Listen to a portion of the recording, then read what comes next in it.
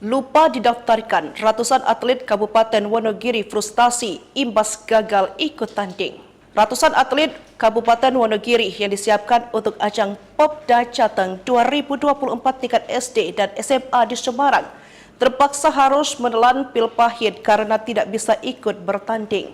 Siapa sangka hal tersebut disebabkan oleh kelalaian Dinas Kepemudaan Olahraga dan Pariwisata Kabupaten Wonogiri yang lupa mendaftarkan para atletnya.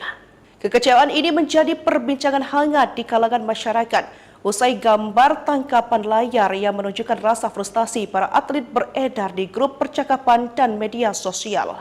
Gambar tersebut menampilkan spanduk bertuliskan, Disporapar Kabupaten Wonogiri tidak mendaftarkan Simpora Jateng kami tidak bisa bertanding di Polda SD SMP 2024 tingkat Provinsi Jawa Tengah.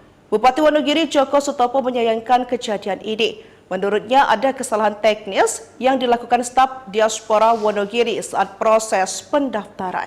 Joko menjelaskan akibat dari kelalaian itu, 6 cabur yang tetap ikut bertanding para atletnya hanya bisa melakukan pertandingan kualifikasi dan tidak bisa ikut pertandingan eliminasi.